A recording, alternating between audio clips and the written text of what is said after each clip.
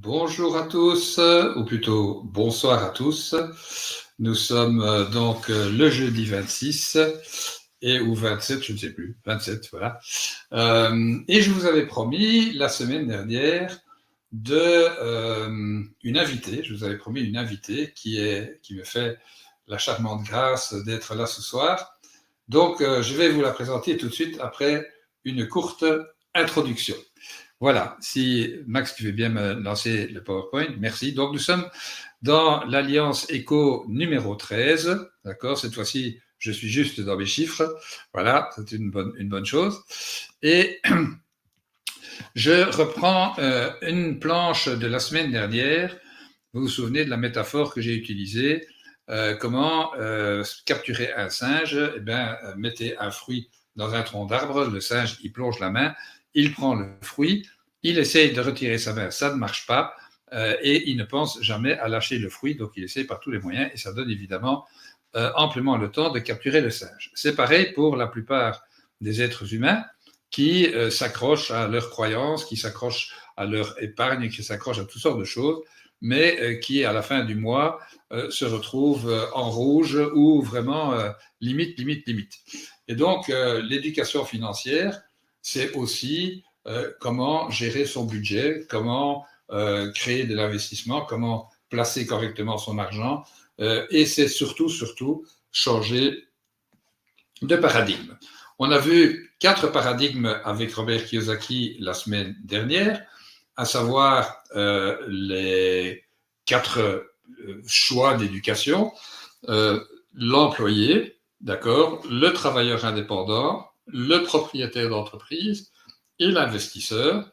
On a vu aussi la semaine dernière que ceux à gauche du cadran, les employés et les travailleurs indépendants, échangent essentiellement leur temps contre de l'argent et ce sont de plus les gens qui sont le plus taxés, alors que les propriétaires d'entreprise et les investisseurs ont créé, eux, un système et donc leur richesse, leur revenu ne dépend pas nécessairement de leur temps, mais surtout du système qu'ils ont mis en place. Et donc, voilà, on avait créé ce cadre-là la semaine dernière et il est évident que dans les émissions qui vont suivre, nous allons creuser beaucoup plus à fond ces 4 types de revenus, mais aussi d'éducation. Et donc, voilà, ceci c'est simplement un rappel pour vous dire ce qui va se passer. Alors, évidemment, que l'on soit employé, que l'on soit travailleur indépendant, que l'on soit propriétaire d'entreprise ou investisseur, tous ont un budget. Alors, qu'est-ce que c'est qu'un budget? Soyons clairs, qu'est-ce que la définition d'un budget? Eh bien, c'est un plan qui prévoit les recettes et les dépenses. Donc, un budget, c'est orienté vers le futur. On se dit, tiens, dans le futur, qu'est-ce que je vais gagner? À quoi est-ce que je vais dépenser mon argent, etc.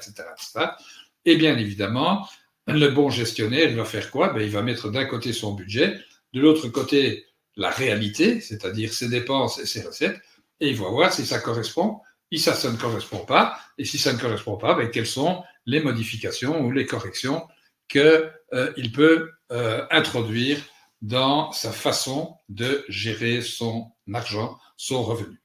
Et c'est justement pour cela que c'est pour cette notion de budget que j'ai découvert tout à fait par hasard, vraiment tout à fait par hasard, en cherchant à travers le mot budget toutes sortes d'informations, que j'ai découvert un site absolument merveilleux qui a été créé par Géraldine Ecker, que je vais maintenant vous demander d'accueillir avec énormément de plaisir. Tu peux couper le... Voilà, merci. Donc, bonjour Géraldine, ou plutôt bonsoir Géraldine. Bonsoir. Comment allez-vous? Merci beaucoup d'avoir accepté mon invitation. C'est vraiment charmant de votre part. Et vous avez créé, j'ai découvert un site qui est d'ailleurs le nom que vous utilisez, je vois ce soir, qui s'appelle Petit Homme d'affaires, ce qui est déjà fort créatif puisque petit homme et petit homme d'affaires, bien évidemment, on a compris, c'est génial. Pouvez-vous nous parler de qui est ce Tom? Ah, eh bien ce Tom, il est à la base de ce blog en fait. C'est pour ça que le blog s'appelle ainsi. Tom, c'est mon fils aîné. Voilà. J'ai 3 enfants et c'est le plus âgé. Alors aujourd'hui, il a 13 ans et demi. Et quand j'ai commencé le blog, il en avait 6,5, 7 ans, un petit peu plus quand même. Mais il a commencé à me parler d'argent déjà, il avait 6 ans et demi. Voilà, donc il est venu me chercher pour me dire je veux gagner de l'argent, qu'est-ce que je peux faire et ma foi, j'étais un petit peu dans l'embarras parce que je savais pas trop quoi lui répondre. Et puis, en fait, au fil de mes recherches, parce qu'il m'a pas lâché, il m'a tenu la jambe pendant des mois. Et Ah, au fil de mes d'accord, recherches, quand j'ai trouvé des choses, je me suis dit c'est intéressant, d'accord. je vais partager. Mhm. Ce que j'apprécie énormément, c'est que beaucoup de parents ont peut-être vécu déjà cette situation où un de leurs enfants leur parle d'argent et veut des explications. Il se fait, sinon rabrouer, du coup, mais de moins un peu, se mettre sur le côté, c'est pas de ton âge, on en parlera plus tard, tu discutes de ça avec ton papa quand il reviendra, enfin des trucs comme ça. Ça a été mon cas. Ouais, bah Et, oui, c'est souvent le cas, voilà. hein. Alors que vous avez véritablement voulu donner à votre fils les réponses qu'il demandait. Donc, je vous tire mon chapeau. Et vous avez créé donc ce bloc absolument fantastique. Euh, qu'est-ce qui vous a vraiment poussé à aller chercher toutes ces informations? Alors, il faut quand même que je vous dise, pour la petite anecdote, que moi, quand j'ai partagé ce qui se passait avec ma famille, hein, c'est-à-dire ma mère, mes tantes, enfin, que je leur ai dit: «Beh, il y a Tom qui me demande ça, vous auriez pas une idée?» Et ben, j'ai eu les réponses que vous venez de dire, c'est-à-dire: «Mais dis-lui qu'il est trop jeune, qu'on verra ça plus tard, mais qu'est-ce que tu vas pas lui parler d'argent maintenant? Ça va l'embrouiller, enfin, c'est pas de son âge». Enfin, j'ai eu droit à toutes ces phrases-là, hein.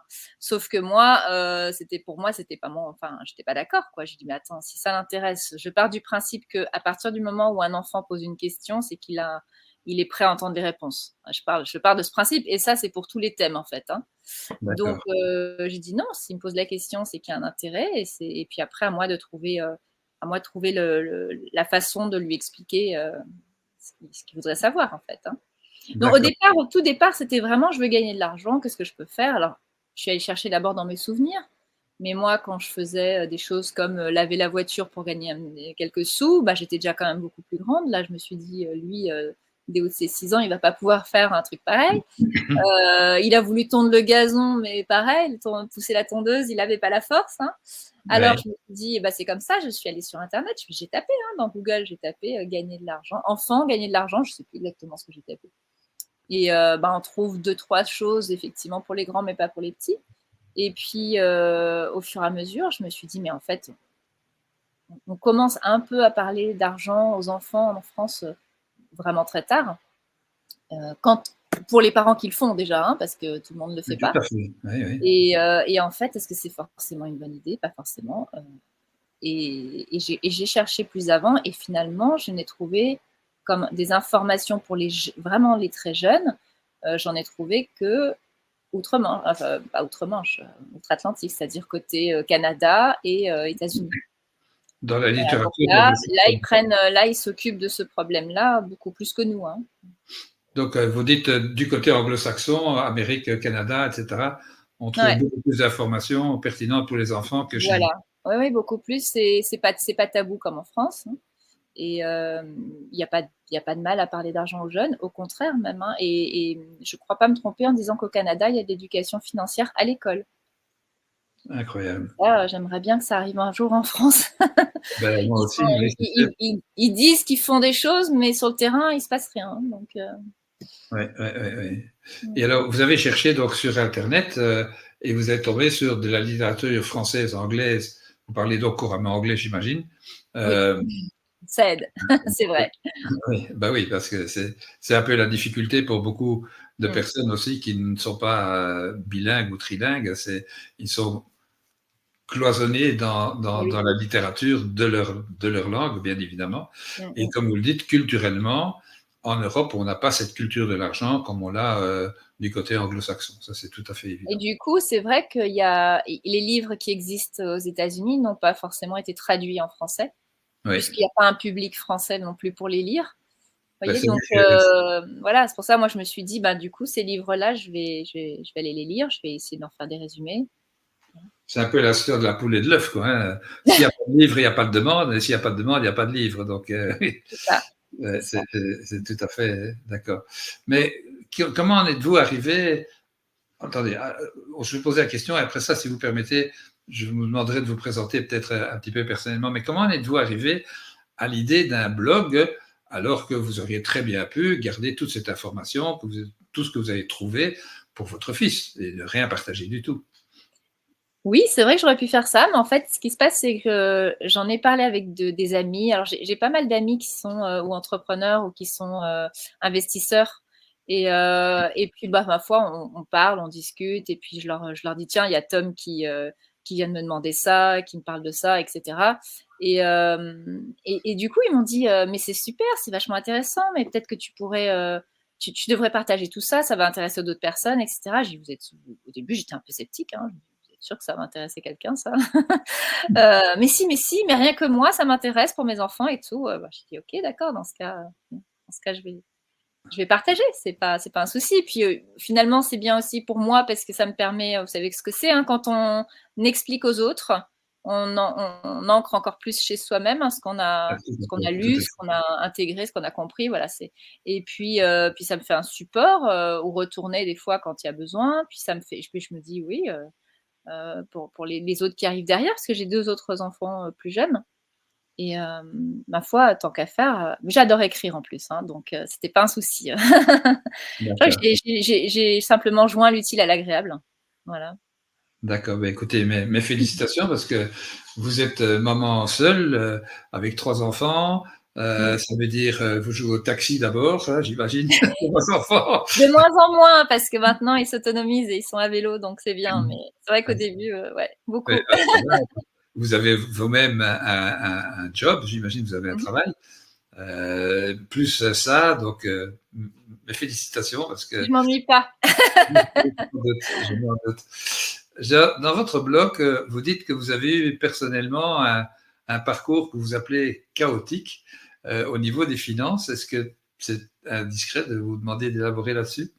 C'est pas du tout indiscret, et puis vous trouverez en plus sur le blog un article, qui en parle un petit peu. Non, bah, simplement moi je me suis fait cette réflexion aussi, mais merci Tom, hein, d'ailleurs, c'est lui qui a été à l'origine de toutes ces réflexions finalement, indirectement. C'est-à-dire que je me suis dit: «Mais si, finalement c'est important que je leur apprenne quelque chose. Moi, on m'a rien appris, qu'est-ce qui s'est passé?» Je me suis retrouvée, à 17 ans, je suis partie de chez moi. À 18, je me suis installée en coloc avec une copine. Et puis en fait, j'avais aucune notion de rien, et pourtant mes parents, je les ai vus faire leurs comptes. Ils étaient, dentistes libéraux tous les 2, donc je les voyais bien un peu faire leurs comptes, et cetera, mais j'ai jamais vraiment posé de questions, et ils se sont pas dit: «Tiens, je vais t'expliquer comment ça marche, je vais t'expliquer un budget», rien. J'ai gagné quelques sous en faisant de menus travaux, mais après avec ça, j'allais acheter n'importe quoi. Il y a jamais eu On s'est jamais occupé de m'apprendre, comment ça marche, comment on fait, à quoi il faut faire attention. On me disait juste, voilà, d'en j'entendais qu'il fallait mieux économiser plutôt que tout dépenser, des choses comme ça, mais ça restait très vague, et c'est pas, voilà.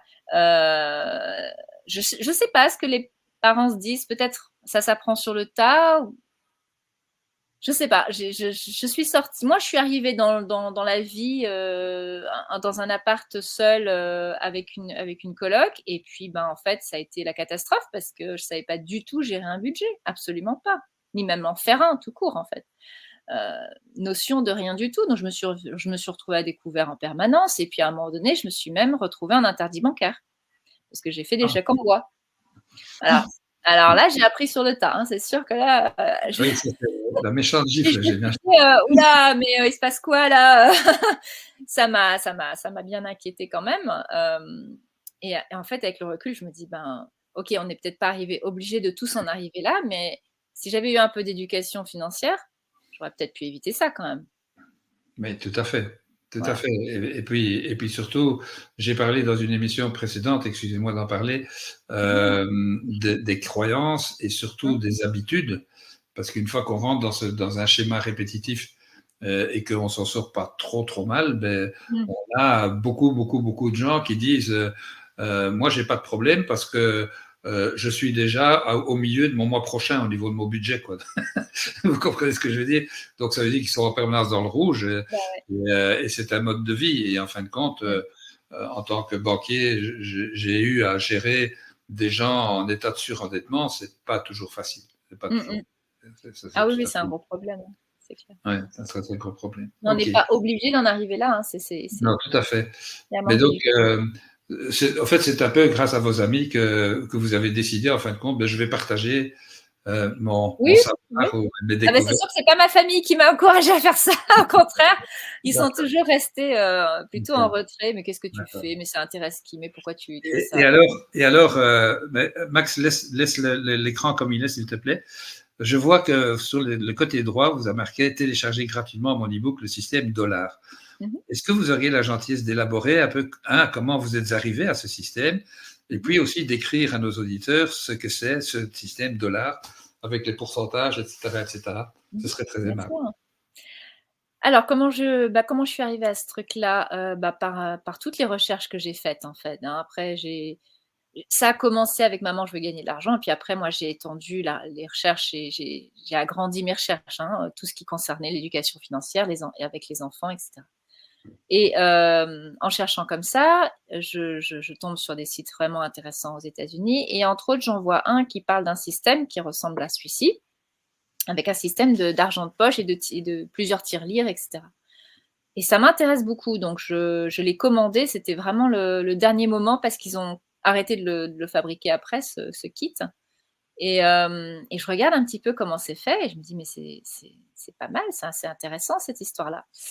Et du coup, je me suis dit: «Bah, tiens, j'ai bien envie de tester ça avec les miens. Je vais tester, je vais instaurer un machin, qui ressemble un peu, et puis on va voir». Et donc j'ai d'abord testé pendant, je sais plus moi, 1 an ou 2, puis c'est ensuite après que j'en ai parlé sur le blog et d'abord ça a été juste un article où je parlais de ce kit-là et puis pareil à nouveau mes amis m'ont dit: «Mais c'est très mais tu devrais proposer ça, enfin, voilà, proposer aux gens de le télécharger, comme ça ils auraient vraiment toutes les explications». Parce qu'il y a eu aussi pas mal de personnes sur le blog qui m'ont écrit suite à mon article, en me demandant, plus de renseignements et cetera. Et comme moi, parce que je l'ai mis à ma sauce, alors ils me disaient: «Mais c'est quoi votre sauce?» Voilà, et donc c'est ça en fait, le système de l'art, c'est ma sauce de ce kit que j'avais trouvé et que j'avais trouvé intéressant et que j'ai mis un petit peu, voilà, C'est-à-dire que j'ai repris et que j'ai un peu francisé, on va dire, hein, voilà. déjà le mot dollar, c'est très créatif, évidemment, parce que ça Alors oui, recouvre. le mot dollar, j'aurais préféré que ce soit euro, mais ça marchait pas, ça marchait pas. Mais au moins il y a la notion d'argent quand même, hein, même s'il y a un seul L. Donc dollar, c'est un sigle en fait, hein. D comme don, O comme objectif, L comme loisir, A comme apprentissage et R comme richesse. C'est, les 5 tirelires qui portent ces noms-là. Donc l'idée, c'est de donner de l'argent de poche, chaque semaine. Alors avec les très jeunes, chaque semaine parce que déjà une semaine, ça leur paraît une éternité. Maintenant, les enfants, ils ont 13-12 ans, ils peuvent attendre un mois, mais au début, vraiment, je préconise, chaque semaine et de donner, 1 € par année d'âge. Donc un enfant de 6 ans, on lui donne 6 € par semaine, mais pas 6 € où il va ensuite s'acheter n'importe quoi, des bonbons, que sais-je. Non, non, ces 6 € vont être répartis en 5 tirelires distinctes. On fait vraiment de l'éducation financière, donc ça a un but pédagogique. Et donc, on va diviser. Alors, c'est pas en divisant en 5 parties égales. On a la caisse richesse qui est la caisse investissement à long terme où on va mettre 30% de cette somme. Voilà. Donc le R de dollar. Le R de la fin, voilà, de D'accord, richesse. d'accord. Cette tirelire-là, en fait, il va pas y toucher jusqu'à ses 18 ans. Au début, c'est des petites sommes, ça peut rester dans la tirelire. Quand ça commence à devenir un petit peu important, je préconise quand même d'ouvrir un petit compte en banque. Ça leur permet en plus, quand ils sont un peu plus grands, d'avoir une carte, de mettre de l'argent sur le compte avec la carte. On a le côté pratique aussi, hein, qu'on apprend donc en même temps. Au début, quand ils sont jeunes, vraiment jeunes, c'est pas forcément nécessaire, mais j'explique quand même qu'on va avoir un petit intérêt. Alors ça, c'est chacun fait un petit peu comme il veut, hein. Moi, je dis que je trouve que 1 c'est pas mal. On peut faire un peu plus quand il y a des petites sommes, mais l'idée, c'est de leur faire comprendre, bah, tu vois ton argent, là, tu le déposes là, tu y touches pas, il est pour plus tard et à chaque fois, il y a un petit peu plus. Tu as des à la fin, alors je sais plus si je faisais ça tous les ans ou tous les mois parce que quand ils sont jeunes, ça les dis le temps, c'est tout très, très long pour eux. Je pense pas que j'attendais 1 an, je pense que je faisais une fois par mois, donc ça faisait toutes les 4 semaines, hop, on touchait les petits intérêts. Voilà, comme ça, il voyait concrètement, ah tiens, j'ai un petit peu d'argent en plus, comme ça, qui tombe du ciel. Et puis après, l'idée, effectivement, quand on passe à un compte en banque, c'est de trouver un compte avec un petit intérêt aussi, hein. Ensuite, il y a 20% qui va dans une caisse que j'ai nommée apprentissage, qui est réservée à toutes les dépenses qu'on peut faire qui vont nous permettre d'apprendre quoi que ce soit. Ça peut être aller au musée, ça peut être aller voir un documentaire sur un sujet en particulier, ça peut être acheter des bouquins. Il y a diverses façons de se former, hein. Donc ça, c'est très très important pour moi parce que j'ai remarqué que on a dans la tête l'idée qu'on apprend des choses quand on est à l'école et puis qu'une fois qu'on est sorti de l'école, c'est bon, c'est fini. Il n'y a plus besoin, enfin éventuellement on va faire des études, voilà. Et puis après, une fois qu'on a un boulot, bah, c'est terminé, quoi. On n'a plus besoin d'apprendre quoi que ce soit. Mais sauf C'est exact. Après les statistiques que j'ai trouvé des statistiques il y a longtemps, il y a 2-3 ans déjà, mais j'avais trouvé une statistique, je crois que ça vient de l'INSEE ou c'est possible, je ne sais plus d'où. Enfin, c'était un organisme assez officiel, je dirais, et qui disait que 80% des Français ne lisaient plus un seul livre après l'école. C'est terrible, hein. Effarant. C'est terrible, Effarant. hein. Ouais. Ouais. Oui, oui, Ouais. et puis quand la plupart des gens qui lisent, ils vont lire des romans. Alors, j'ai rien contre les romans, j'en lis aussi de temps en temps, mais il y a plein d'autres bouquins, à part les romans, qui permettent d'apprendre des tas de choses Aujourd'hui, passionnantes. Enfin, bon, aujourd'hui, ce donc qui tue la lecture, c'est ça, hein. ouais, ben, bon, on peut lire des livres, sur son téléphone, hein. Oui, oui, non, mais, oui, mais en général, les gens sur leur téléphone, ils font des recherches ou ils font des jeux, quoi, hein, donc, Ouais, ou ils font des réseaux sociaux, ouais. ouais, bon. Et c'est pas ça fait pas vraiment monter le niveau. Ouais, exactement. Non, mais voilà, donc pour moi, c'est très, très important cette histoire d'apprendre, de garder l'habitude d'apprendre toute sa vie et donc d'avoir un budget qui est alloué à ça. Voilà, de se dire une partie de mon argent va servir à ça. C'est très important. Voilà. Si vous permettez, on va revenir au DOL après, Mmh. mais il y a une chose que j'aimerais vous poser, puisqu'on est en train de parler d'apprentissage. Mmh mh. Vous avez créé un livret d'apprentissage sur l'argent, Un livret d'activité. ou un livret Des petites d'activité, pardon. activités, oui. Et c'est dans le cadre de l'apprentissage des enfants que vous avez créé ça? Ça, c'est dans le cadre de l'éducation financière au niveau global, hein, donc D'accord. parce que ça touche un tas de choses. Il y a des choses où il y a effectivement des pages où vous allez apprendre quelques trucs, je sais pas, par exemple, comment est fabriquée la monnaie. Donc là, on apprend quelque chose et puis, des petites pages de coloriage et des mots croisés. Bon, c'est vraiment, ça se veut plus, on va dire, Créatif et ludique, mais en oui, voilà, il y a de la pédagogie, bien sûr, on apprend des choses, mais on peut pas faire que du ah, à un moment donné, il y a aussi des choses un petit peu plus légères, au milieu, mais surtout toujours en rapport avec l'argent. oui, et puis c'est destiné aux enfants, donc C'est c'est destiné aux enfants entre 8-12 ans, donc voilà, il y a un petit peu de tout. Il y a des niveaux un peu plus, faciles, d'autres qui sont un petit peu plus difficiles, donc les plus jeunes, ils vont peut-être avoir besoin de leurs parents pour faire certains jeux, mais oui, ceux qui ont déjà 12 ans, ils ont besoin de personne, hein. d'accord, d'accord. Vous continuez sur le DOL? Donc ensuite, elle, c'est pour loisirs. Il y a aussi 20% de cette somme, hein, donc qu'on donne par semaine. Donc on est Donc déjà à 70. loisirs, là, vraiment, c'est carte blanche. Là, on fait ce qu'on veut avec, hein. Heu, D'accord. le but, c'est aussi de faire ses marques, de tester. L'idée, c'est vraiment ça, c'est j'ai une petite somme d'argent qui m'est allouée avec donc 20% de cette somme, hein, 20% de 6 € quand on a 6 ans, ça va pas chercher bien loin et avec ça, je peux faire ce que je veux et je vais pouvoir faire des bêtises, c'est-à-dire acheter des trucs et puis me rendre compte: «Ah ben non, en fait, c'était pas une super idée. Là, j'ai gaspillé mon argent avec ce truc-là, hein. La prochaine fois, je vais peut-être réfléchir un peu». C'est comme ça que Tom a acheté une voiture en plastique, qui était, absolument, c'était du toc, quoi. Ça s'est cassé très rapidement, hein, parce qu'il lui fallait là tout de suite et puis après, avec le temps, il s'est dit: «Ah mais en fait, il vaudrait mieux que j'économise un petit peu, que j'attende et puis qu'avec loisir, je m'achète une voiture en métal plutôt, ça se cassera moins vite». Enfin Ouais. et il y a que en faisant. Si nous, on achète toujours pour nos enfants, si moi je lui achète sa voiture en plastique et qu'il la casse, il a pas la même sensation que si c'est son argent. Là, il se dit: «Ah mince, et bah, maintenant je dois attendre encore tant de semaines pour pouvoir me racheter autre chose». Tout ça, on leur permet pas de faire cette expérience quand on achète pour eux. C'est ça le problème. Tout à fait. Donc là, c'est vraiment loisir, c'est vraiment le terrain, j'apprends. Bon, apprentissage aussi, mais on prend moins de risques avec apprentissage. En revanche, avec la caisse objectif, donc c'est le haut, là aussi, c'est un peu comme loisir, on va apprendre. Alors, le but de cette caisse, où il y a aussi 20%, c'est de se dire, j'ai vu quelque chose quelque part, dans un magasin ou ailleurs, qui m'intéresse beaucoup. Par contre, ça coûte une certaine somme d'argent. Il va falloir que j'économise quand même un petit moment pour pouvoir me l'offrir, mais je veux absolument ce truc-là.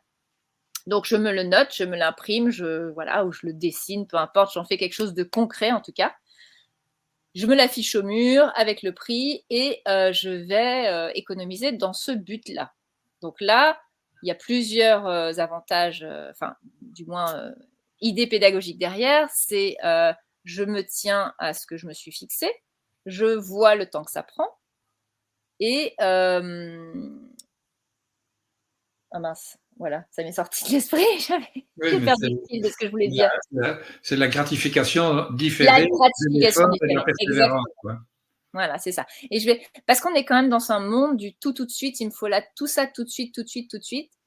Et on perd la notion de ah oui, mais parfois, quand on veut quelque chose qui coûte un petit peu plus, il faut plus de temps.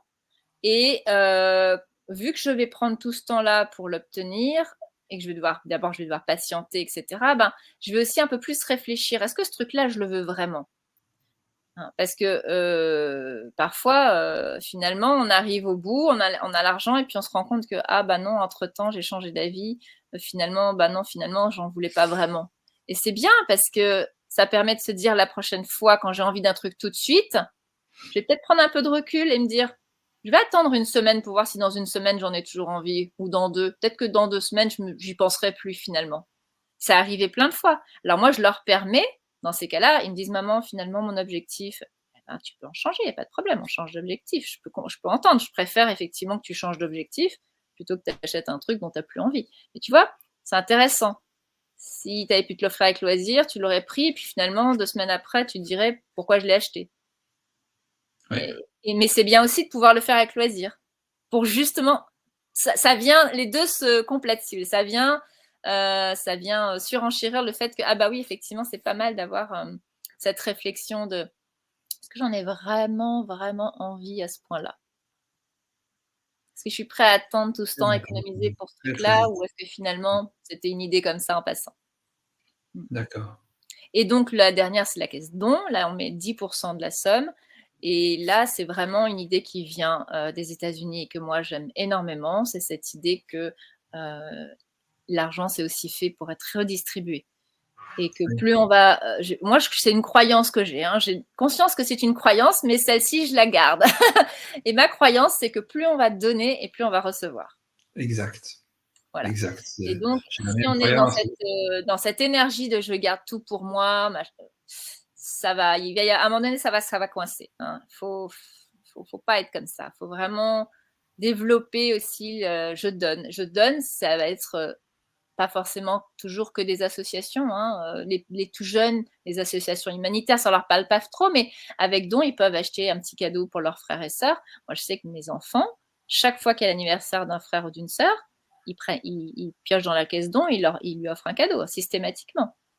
Ou quand c'est des copains aussi, ou alors moi je vais participer un petit peu pour les copains, et puis s'ils veulent quelque chose de mieux, ils vont prendre de leur caisse don pour compléter, par exemple. Et donc, physiquement, ça s'organise comment pour les petits-enfants? Ils ont chacun une petite boîte ou un petit cochon, 5 petits cochons? Ils en ont 5, ils en ont 5 chacun du coup. Alors, ce qui s'est passé, c'est que moi, quand j'ai mis en place ce système, d'abord, je l'ai mis en place que pour Tom parce que c'était le plus grand. Je me suis dit, bon, les autres, ils sont peut-être quand même un peu jeunes. Évidemment, ils ont rappliqué en disant, quoi? Et nous? C'est pas juste. Et je me suis dit, bon, allez, après tout, ils ont raison, c'est pas juste. Et ce que j'ai fait, c'est que j'ai... on n'était pas loin de Noël, donc les grands-parents, quand ils ont demandé des idées, je dis vous pouvez leur acheter des tirelires, ils seront contents. Comme ça, on va pouvoir mettre ça en place. Maintenant, on peut tout à fait construire des tirelires soi-même, c'est très facile avec des petites boîtes. Les enfants adorent ça, en plus construire des choses eux-mêmes. Donc, on peut récupérer, je sais pas moi, des boîtes de cacahuètes ou des petites boîtes en métal là qui ont un couvercle en plastique où on peut faire facilement une fente à l'intérieur, ou bien même des boîtes en verre, même des bocaux.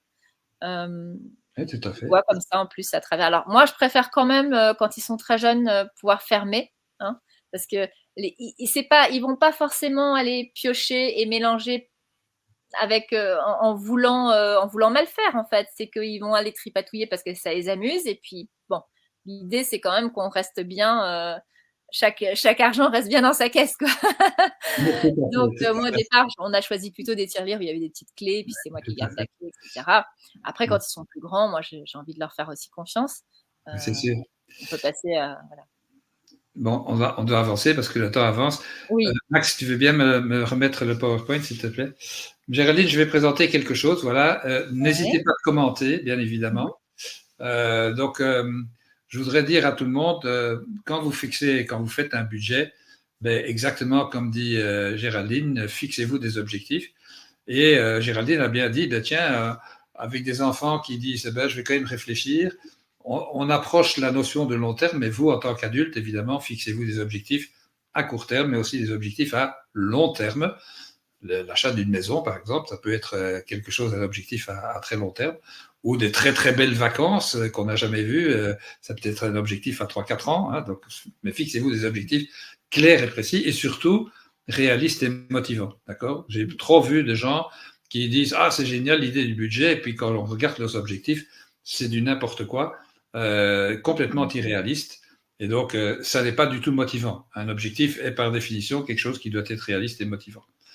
Bien évidemment, Géraldine, comment font vos enfants pour contrôler leurs dépenses ? Alors, de façon très différente, parce que ce sont des petits caractères très différents. Il y en a un qui garde tout et qui sait Tom, hein, Tom, il est très économe et il sait au centime près combien il a dans chaque caisse. Je ne sais pas comment il retient ça, mais il le retient. Lui, il n'a même pas besoin de le noter. Et puis, j'ai mon deuxième qui s'appelle Max, qui lui, dès que j'ai un euro, je le dépense. Donc, lui, il ne sait pas trop où il en est. Il est censé normalement noter. Alors, il l'a fait un peu au début. Et puis maintenant, oh non, mais c'est pas la peine. Bon. Mais c'est pas grave, il apprend. Il va finir par se rendre compte au bout d'un moment que comme ça fonctionne pas. Et d'ailleurs, ça commence. Je vois déjà dans ses réflexions, ah mince, maintenant je voulais m'offrir ça, mais en fait j'ai plus rien parce que pourquoi j'ai dépensé pourquoi déjà? Je lui dis garde tes tickets de caisse quand tu achètes quelque chose. Alors il garde et comme ça il les met dans la tirelire et comme ça quand il sait plus où est-ce que c'est parti, ah c'est ça que j'ai acheté. Ah ouais, c'était pas une super idée en fait. Voilà. Exactement. Donc, c'est très, très important parce que, de nouveau, en tant que consultant, j'ai vu beaucoup, même des cadres qui disent « Oui, j'ai un budget, ils font un budget, mais ils ne notent pas ce qu'ils font, donc ils peuvent pas comparer, ça ne sert à rien. Faire un budget sans comparer ce que les dépenses réelles ou l'utilisation réelle de l'argent, ça sert strictement à rien. Autant ne pas faire de budget, voilà, c'est clair. Donc, aussi, très important, distinguer vos dépenses fixes et vos dépenses variables. Dans un budget de famille, il est tout à fait évident que la première chose que vous savez, c'est bon, je paye à peu près combien en électricité, je paye combien en gaz, je paye combien en eau, mes impôts c'est de combien, etc., etc. Toutes ces dépenses fixes, ça doit être évidemment bien noté avec le mois où ces dépenses apparaissent, évidemment, de sorte que vous n'ayez pas « Ah zut, j'avais oublié que c'est ce mois-ci, je devais payer mes impôts et tout mon budget est foutu en l'air. » Donc, oui, ça paraît évident, mais c'est quand même très important, c'est un des petits conseils importants. Bon. Alors, utiliser un bon outil de gestion de budget, Géraldine parle des petits outils qu'utilisent ses enfants, les tickets de caisse, c'est parfait, hein, mettre dans la tirelire, parfait. Max, est-ce que tu peux présenter le site que j'ai trouvé? Et Géraldine va m'en donner un autre aussi. Donc, voilà, donc il y a un site ici qui s'appelle les 10 meilleures applications de gestion de budget en 2024. J'ai parcouru ce site, il y a des trucs vraiment très, très bons. Il y a à boire et à manger. Je ne vais pas vous conseiller un système bien particulier, mais sachez qu'il y a des applications de gestion de budget qui sont très, très, très bien faites. Ça vous épargne le casse-tête de devoir chercher vous-même votre système de gestion de budget. Ça existe. Cherchez, regardez, et puis vous choisissez une, mais une fois que vous avez choisi une, tenez-vous-y, et utilisez-la. C'est vraiment très, très important. Et beaucoup de ces applications peuvent être en lien direct avec votre compte en banque, de façon à ce que vous puissiez tout de suite comparer votre budget et ce qui se passe sur votre compte en banque. Donc, c'est important. Merci Max de nous avoir présenté ce site. Si tu veux bien revenir sur le PowerPoint. Voilà. Alors, bien évidemment, le système, la méthode, ben, chacun a sa méthode, mais moi je trouve que la méthode don, objectif, loisir, apprentissage, et c'était quoi le R? Ah oui, Richesse. pardon, recherche, Richesse. richesse. C'est un système génial, et il est tout à fait aussi valable pour un adulte que pour un enfant, absolument. On joue seulement avec des sommes peut-être un peu plus importantes, mais sinon, le principe est absolument le même.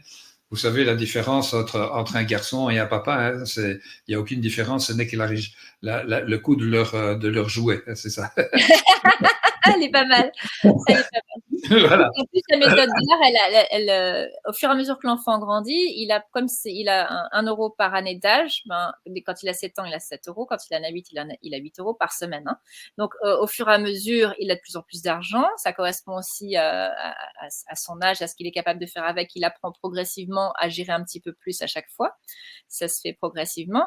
Et puis, moi, je leur donne aussi de plus en plus de responsabilité avec ça, c'est-à-dire que loisirs, quand on commence à avoir pas mal d'argent dans le loisir, moi je vais leur dire maintenant, moi j'achète le basique. Par exemple, il y a besoin d'une nouvelle paire de chaussures, ok, j'achète une nouvelle paire de chaussures, basique. Si vous avez envie d'une paire de chaussures, je ne sais pas quelle marque, truc muche, parce que c'est tellement mieux, eh ben, soit vous mettez la différence, soit vous les achetez tout seul. Mais vous voyez, et à un moment donné, je pense quand ils seront vraiment grands, ils achèteront complètement leurs vêtements et tout ça avec ça. Hein. Parce qu'à un moment donné, c'est un budget aussi à sortir en tant que parent. Donc, surtout quand on en a 3. Donc, moi, je leur dis, je continue parce que de temps en temps, je leur dis, là, tu veux tel truc, etc. Ok, mais alors du coup, comment on fait avec l'argent de poche? Parce que moi, ça rentre plus dans mon budget, justement, on parle de budget. Ça rentre plus dans mon budget. Pour que ça rentre dans mon budget, ça veut dire que du coup, toi, tu prends la responsabilité d'acheter ça et ça et ça avec l'argent de poche que tu vas recevoir. À ce moment-là, tu gères comme ça. Et ils ont intérêt parce qu'ils savent qu'à côté de ça, ils économisent sur leur petit compte en banque là, de richesse. Ils commencent à avoir une jolie petite somme. Ils sont bien contents quand ils la regardent et quand ils vont déposer l'argent. Ah, et ça permet de parler d'actifs aussi après. Parce que je leur dis, cet argent, l'idée, c'est pas de le dilapider quand vous aurez accès. Le but, c'est d'acheter des actifs. Donc, on commence à parler d'actifs, etc. Voilà. Alors, merci beaucoup de parler de ce mot-là parce que c'est un mot que j'ai utilisé dans ma précédente émission de jeudi dernier. Cher public, sachez que, évidemment, on va examiner à fond la notion d'actif dans les émissions suivantes. Et Géraldine, si ça vous intéresse, vous serez là plus que la bienvenue pour parler de ça aussi avec moi. Ce serait très, très, très gentil parce que vous avez vraiment une expérience de terrain avec 3 enfants, et plus vous parlez, plus je suis admiratif, vraiment admiratif, vraiment.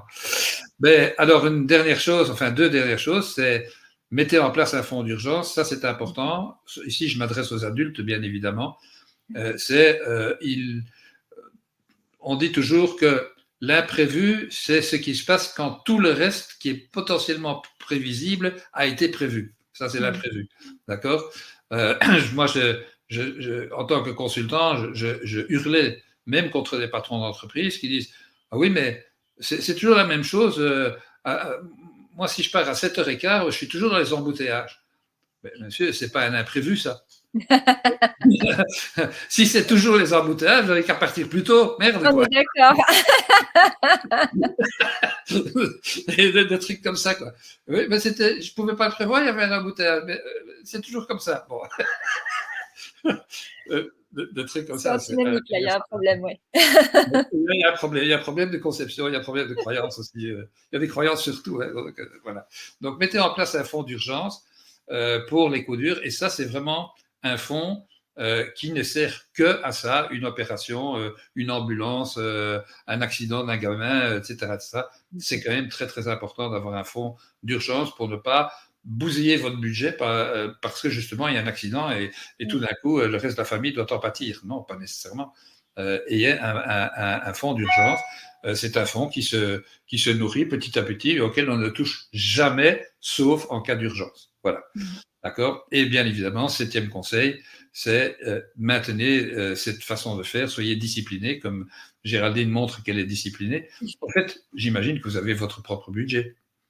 Ah oui, oui, bien sûr. Et d'ailleurs, je voulais vous dire que maintenant que mes 2 plus grands, alors le deuxième, ça l'intéresse un peu moins, mais j'essaie quand même de lui montrer. Mais Tom, il est quand même toujours très friand de tout ça et je lui montre mon budget de la maison maintenant. C'est-à-dire que je lui dis: «Voilà, regarde, tu vois, il y a mon tableau. Là, il y a justement, tout ce qui est, frais fixes, ça, c'est les frais variables, et puis, on a fait déjà cet exercice-là de vraiment tout garder pour qu'il voit le réel par rapport à» voilà. Je dis: «Quand je te dis: "Ça, non, ça fait trop", Pardon. c'est pas possible. Maintenant, tu comprends pourquoi, tu le vois». Oui. Voilà. Oui, oui, oui, c'est sûr, c'est Et sûr. progressivement, alors bien sûr, pas à 6 ans, hein, on est d'accord. Mais Est-ce que à 13, il peut tout à fait comprendre: «Ah oui, il y a des frais, effectivement, ça c'est le loyer, ça c'est l'électricité, ça c'est» voilà. d'accord. Est-ce que dans votre tête, vous avez déjà prévu l'âge auquel ils vont commencer à créer leurs propres revenus en dehors des revenus passifs ou des revenus d'intérêt, c'est-à-dire travailler pour. D'accord, les petits boulots, quand ils se sentiront de le faire, moi je les encourage évidemment, hein, dès qu'ils pourront à prendre un petit boulot ici à droite à gauche, je l'ai fait moi-même d'ailleurs. Mais le truc, c'est que moi, je l'ai fait, mais l'argent que je gagnais en faisant ça, il partait dans n'importe quoi. Alors que là, on a un système qui est installé. Et c'est pour ça que je dis, il faut mieux commencer jeune, même quand les enfants ne comprennent pas vraiment ce qu'ils font. C'est pas grave. L'idée, c'est vraiment d'instaurer cette habitude. Depuis tout D'accord. petit, je fais ça et je continue à faire ça. C'est comme ça qu'on fait. Et j'ai plus besoin d'y réfléchir. C'est le but d'une habitude, hein, et d'un automatisme, hein, comme se brosser les dents. On brosse les dents des enfants qui en ont une ou deux. Ils ont quoi? Et je sais même plus à quel âge les dents arrivent, mais ils ont quelques mois, ils ont même pas un an. Hein. Bien sûr que non, ils comprennent pas ce qu'ils font. C'est pas grave. Le but, c'est je prends l'habitude tous les soirs, minimum une fois. Normalement, j'ai 2 parents dentistes. Normalement, c'est 3 fois par jour. Si on le fait 2 fois, on est content déjà. Mais voilà, c'est ça l'idée. C'est de quand on fait quelque chose depuis tout petit, on réfléchit plus. C'est comme ça qu'on fait. Point, c'est tout.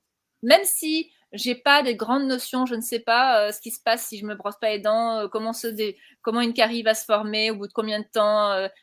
Tout ça, je sais pas, j'ai pas besoin de le savoir.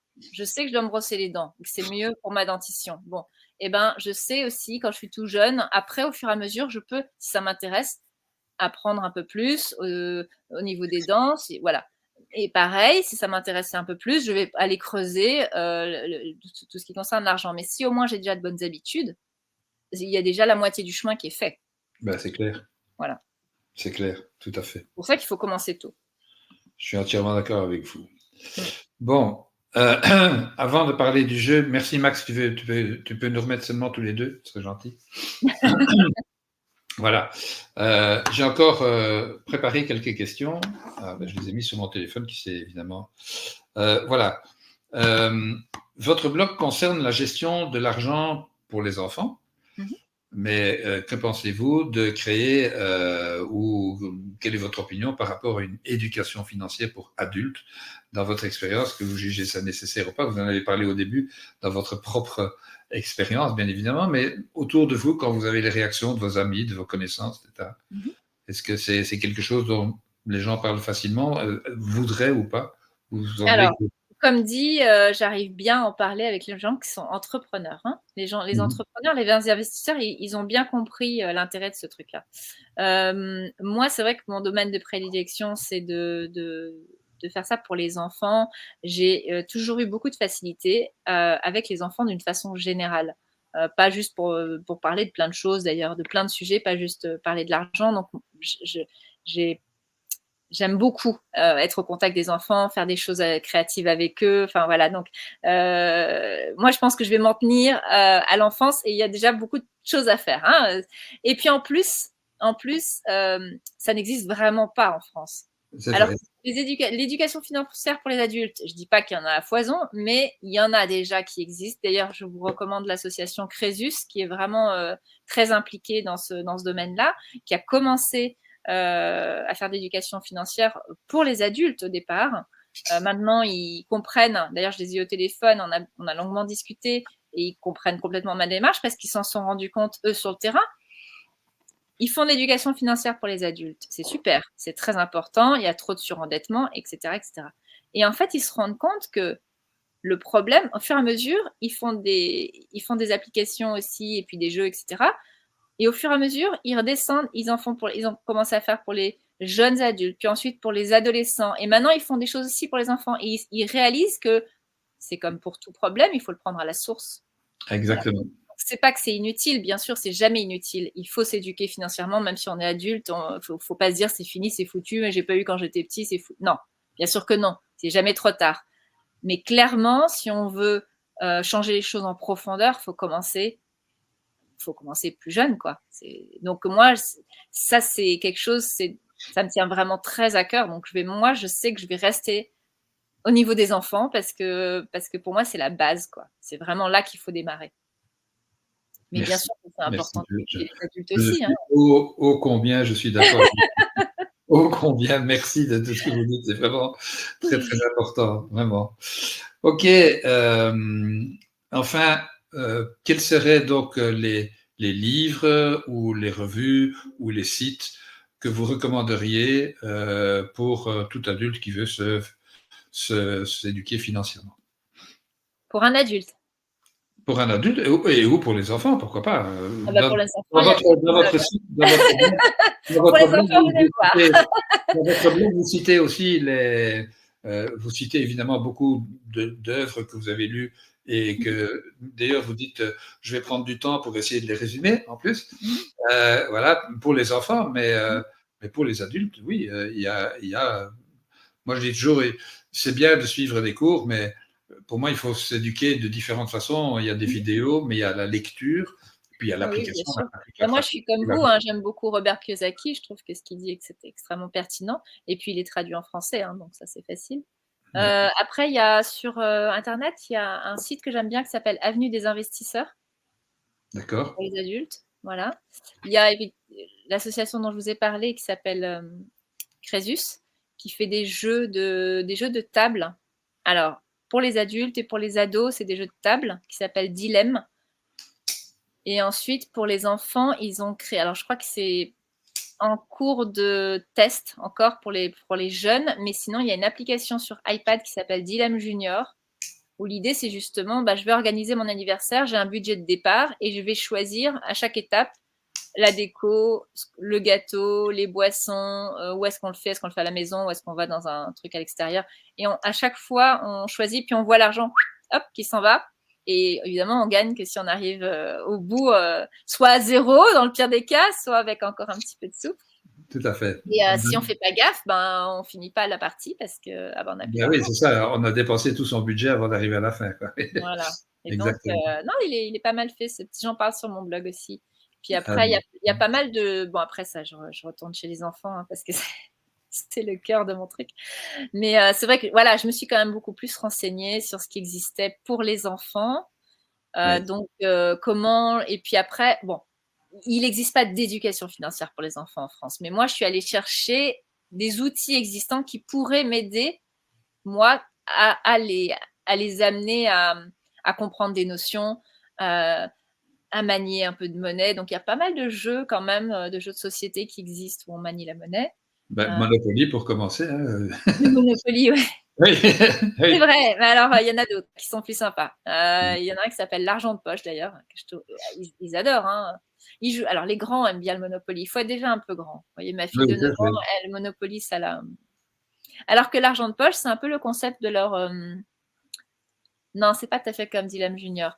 L'argent de poche, vous arrivez à des endroits où à chaque fois vous avez le choix entre gagner de l'argent en faisant un petit travail ou en dépensant pour un loisir quelconque. Et en fait, vous avez au départ une carte et il y a aussi un objectif. C'est toujours important cette notion d'objectif. oui. Pour gagner, il faut avoir économisé 10 euros et, avoir acheté 4 choses, 4 ou 5, je ne sais plus, ça dépend du nombre de joueurs, mais il faut quand même dépenser aussi. On choisit les loisirs qu'on veut dépenser et il faut aussi gagner de l'argent parce qu'à la fin, il faut être le premier à avoir quand même 10 euros en ayant dépensé ce qu'on avait à dépenser aussi en termes de loisirs. Donc, voilà, à chaque fois, il y a des choix à faire et c'est là que ça devient intéressant. C'est, tiens, est-ce que je fais plutôt ça ou plutôt ça? Qu'est-ce qui est plus Oui, Qu'est-ce c'est qui ça, sera le plus intéressant? aider les enfants à prendre une décision par rapport à ça. Mmh. Tout à fait. Mmh. Et surtout, une décision et envisager les Réfléchis. conséquences. Voilà, c'est ça. Ouais, C'est un but, il y a un but, je veux arriver à ce but et donc je vais pas choisir comme ça: «Ah bah tiens, non, bah tiens, j'ai envie de faire, tel loisir, il coûte beaucoup plus cher que celui d'à côté, mais je vais faire celui-là parce que c'est celui-là que j'aime bien faire». Oui, mais est-ce que d'accord, du coup tu as assez d'argent? Est-ce qu'il va t'en rester assez? Ben, sinon, d'accord. tu arriveras pas au bout. Merci. Voilà. Écoutez, Géraldine, je ne peux que vous dire merci pour tous les enseignements que vous nous apportez. Vous êtes très, très riche en enseignements. Merci. Je vais demander à Max de remettre le PowerPoint pour clôturer. Donc, je vous ai parlé la fois dernière du jeu Cashflow de Kiyosaki. Je vous le représente. C'est un jeu pour adultes, hein, on est bien d'accord, bien qu'il existe la version enfant maintenant aussi. Tout à Voilà. fait. Mais en anglais. Mais en anglais, malheureusement, il est en anglais, effectivement. Je rappelle les livres que je n'arrêterai pas de vous les recommander. Le secret d'un esprit millionnaire de T. Harv Eker. Vous le connaissez celui-là, Géraldine? Alors je le connais, mais je l'ai pas lu celui-là. Ah ben, je vous invite à le lire J'en ai parce lu pas mal, mais pas celui-là. qu'il est génial, il est absolument génial. Bon, le cadran du cash flow, vous connaissez bien évidemment. Bah, je les ai tous lus, les Kiyosaki. Voilà. Et alors, moi, un de mes mentors, malheureusement, il est décédé, mais c'est Bob Proctor. Ça, c'est un livre de développement personnel par rapport à l'argent, extraordinaire. Donc, vous êtes né riche. C'est vraiment, vraiment un livre passionnant. Je vous invite à le lire. Et bien évidemment, ce message-ci, rien n'est plus important que d'investir en vous-même pour apprendre à passer dans les cadrans pays, mais même d'investir en vous-même, ne fût-ce que pour gérer un budget. Donc, c'est très, très, très, très important. Max, merci de nous remettre tous les deux. Je tiens à vous remercier énormément, Géraldine, mais on est tenu par le temps. Sinon, on peut continuer à discuter jusqu'à la fin. Ah bah oui. Évidemment. Il y a En beaucoup de tout choses cas, à dire, hein. Ouais, je voudrais vous dire infiniment merci d'avoir avec grand accepté plaisir. cette invitation. Merci beaucoup pour les enseignements que vous nous apportez. Et peut-être que dans le futur, on pourra peut-être se revoir pour Oui, une autre émission. Je avec l'espère en tout cas. plaisir. Merci en tout cas. Je vous souhaite une excellente soirée à vous, Géraldine, et à vous Merci à tous. vous aussi. Cher public, évidemment, je vous souhaite une formidable soirée, un excellent week-end, et on se retrouve dans presque 3 semaines, puisque vous savez que les 2 jeudis prochains, c'est Maman Rue et Papa Rue qui seront à l'émission, et puis je reprends donc aux alentours du 20 juillet par là-bas, quelque chose, enfin je ne sais plus exactement la date, mais ça n'a pas d'importance. C'est de toute façon un jeudi. Merci à vous. Excellente soirée et à bientôt. Au revoir. Au revoir.